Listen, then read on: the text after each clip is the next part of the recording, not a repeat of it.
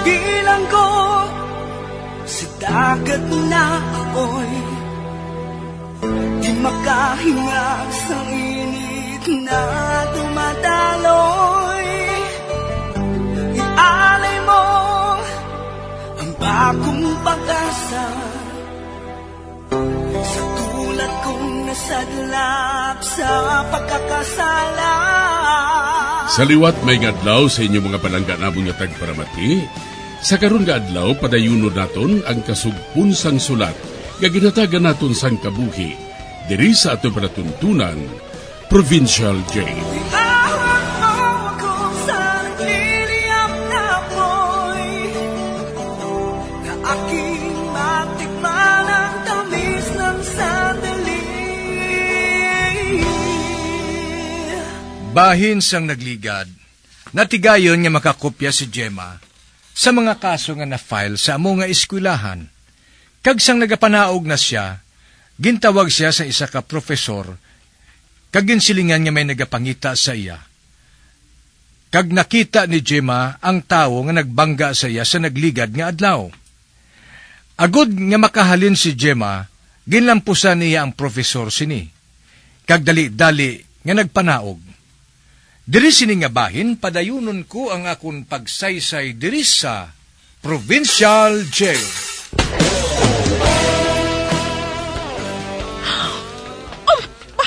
May naglakop sa akong kamot.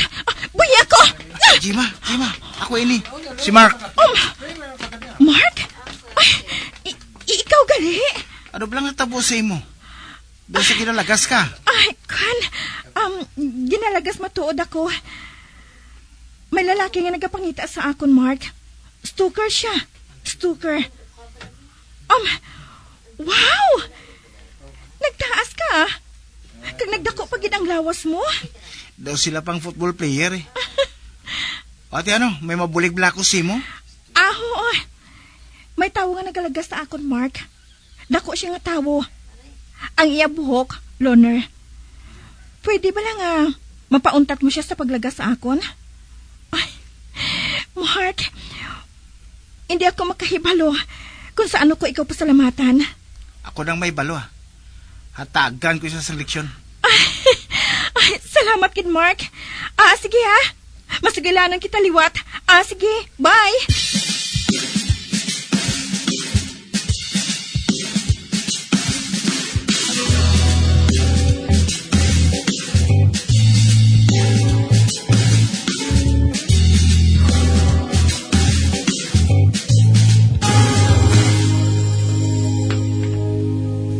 Bullshit.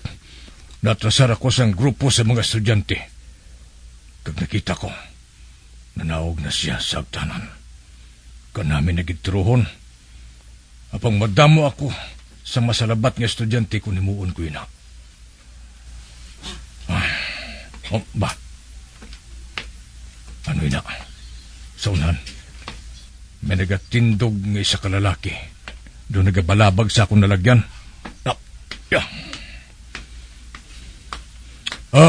Excuse me. Nagadali lang ako. Diyan ka makadto? Babae siya ka makahalin?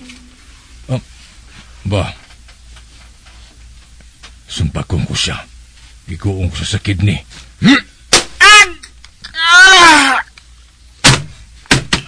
Di man. Ari pang dugang asipa. May swerte ka. Ginswerte ka pa. Kung wala na ako nakadali, patay ka na. Lagson ko ng babae nga to.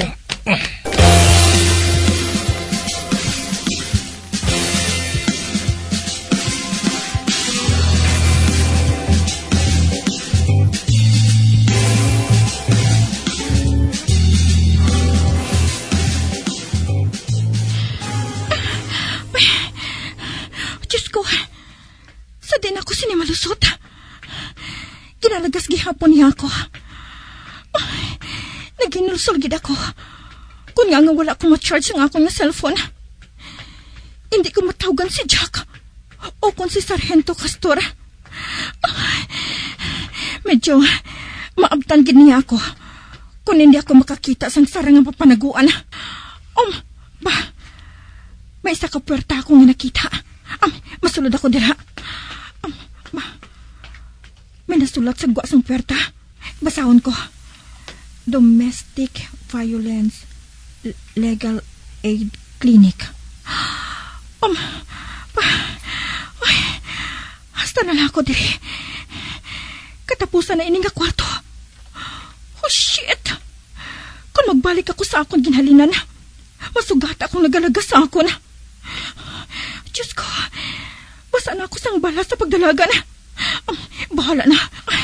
Masulod ako sa kwarto nga ini.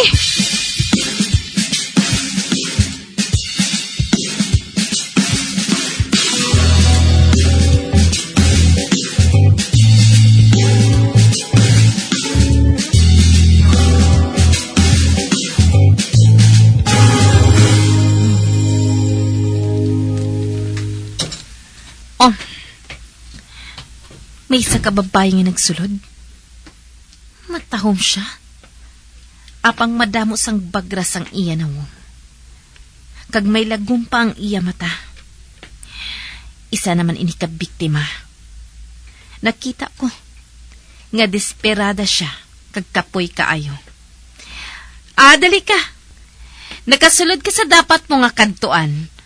Kag mabuligan ko ikaw. Dalon ko ikaw sa piyak nga kwarto nga ginaklasian sang estudyante kon may session. Ini ka dira makita sang bisan sino. Sige. Magpungko ka na. Ano ang problema mo? Bana mo o kon boyfriend mo? Hindi, ma'am. Wala ka makahangop. Nakahangop ako.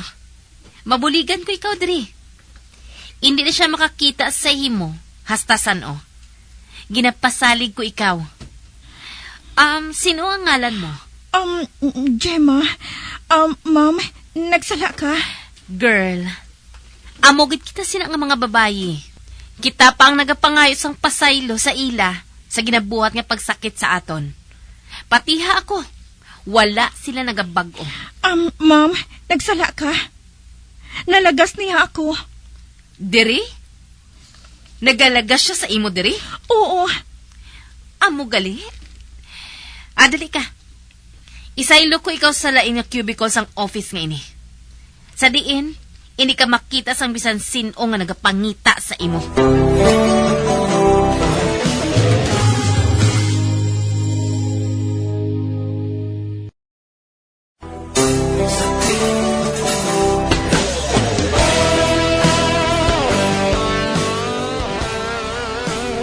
Samtang nagapalagyo si Gemma sa lalaki nga nagalagas sa iya, nakalambot siya sa isa ka lugar sa diin na hamtang ang Domestic Violence Legal Aid Clinic.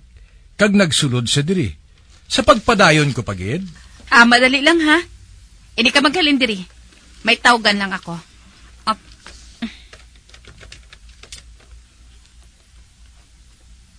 Hello, 119? Ako si Antonia Vargas, sang Violence Clinic. May sitwasyon diri nga hindi maayo. Kinahanglan kong bulig ninyo. Asap. Ma'am, Ano ina? may pusil siya. Maayo kay ginsugiran mo ako. Relax lang, girl. Ako nang mahibalo.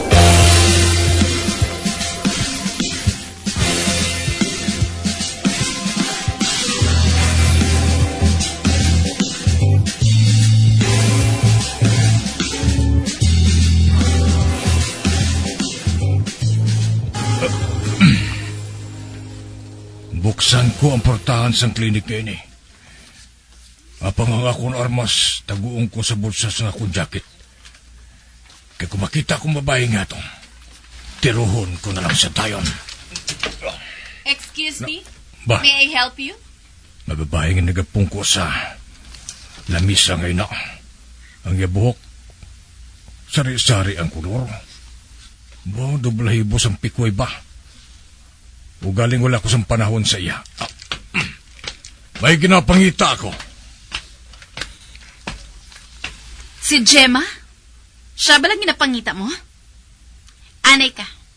Matindog ako para nga makasugilanon kita sang maayo. No.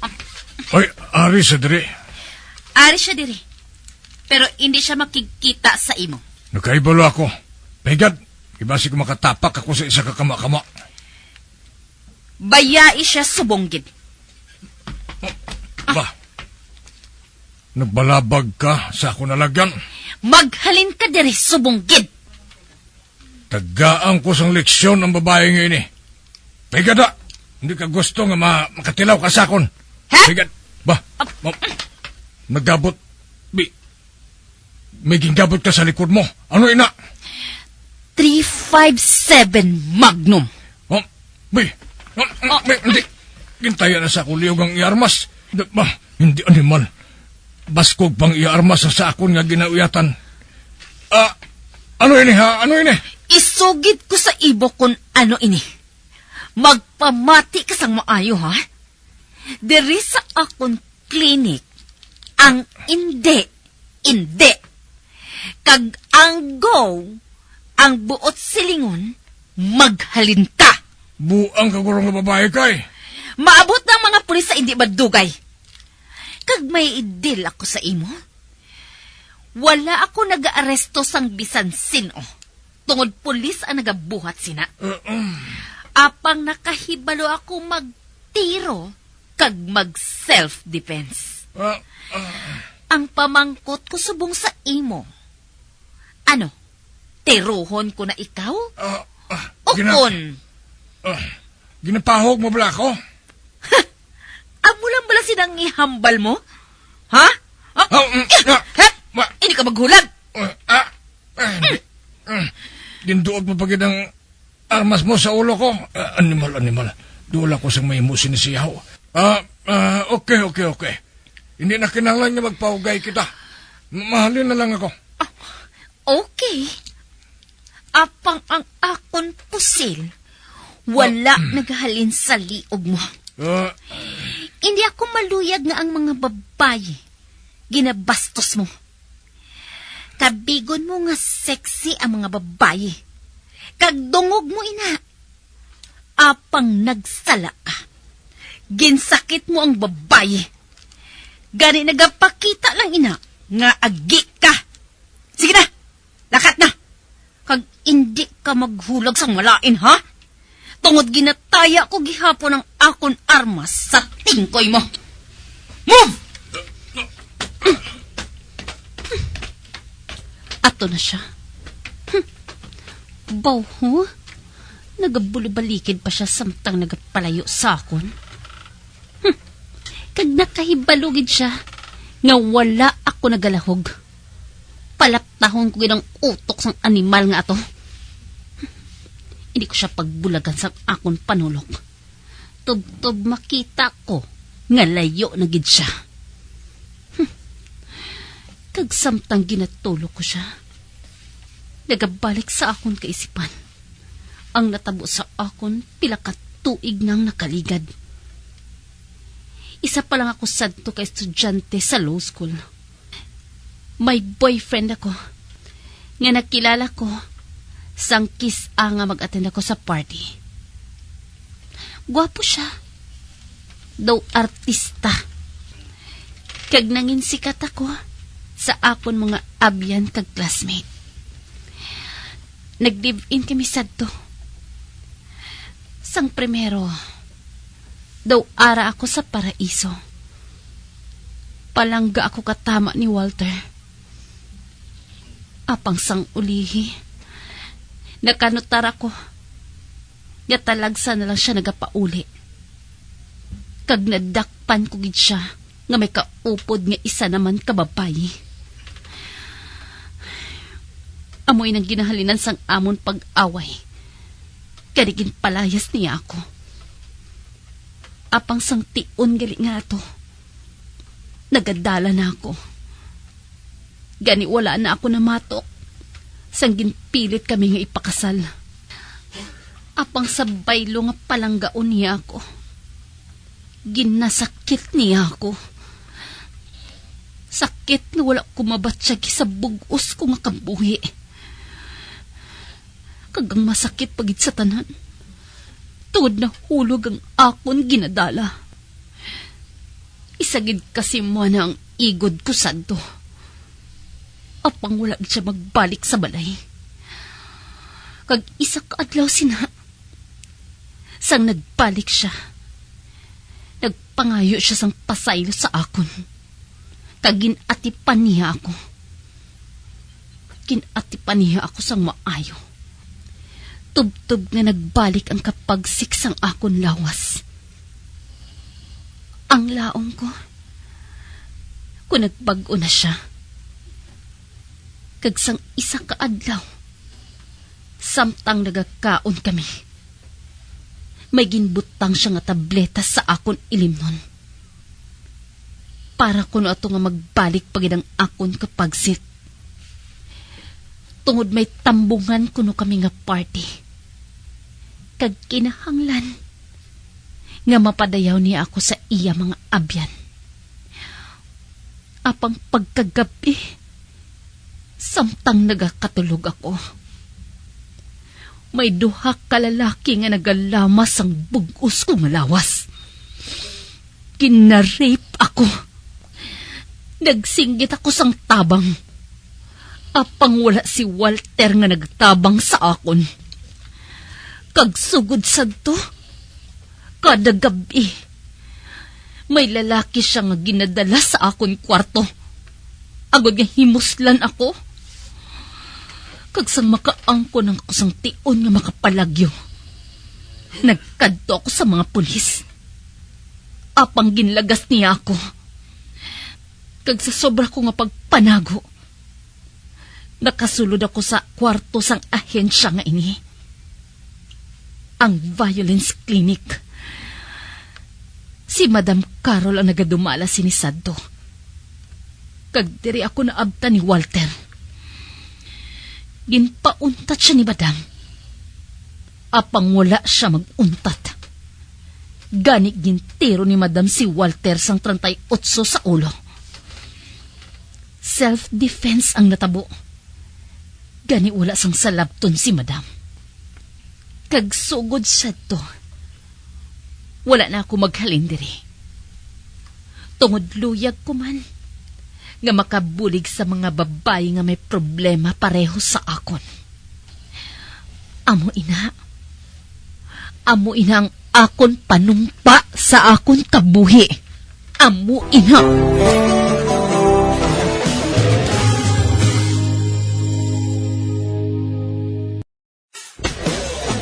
Bilang ko dagat na apoy, di makahinga sa init na dumadaloy.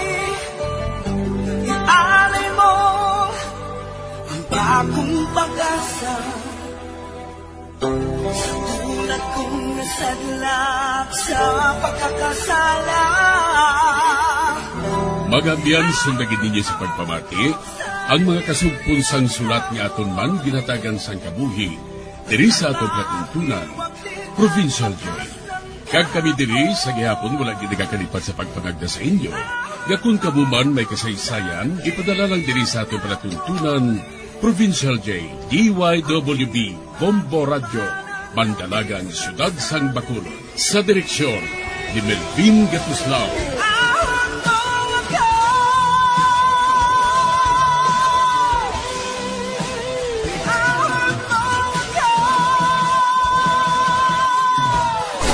Bombo Radio Philippines. Patuloy na #1 sa drama. Mas Paradyo! Bombo!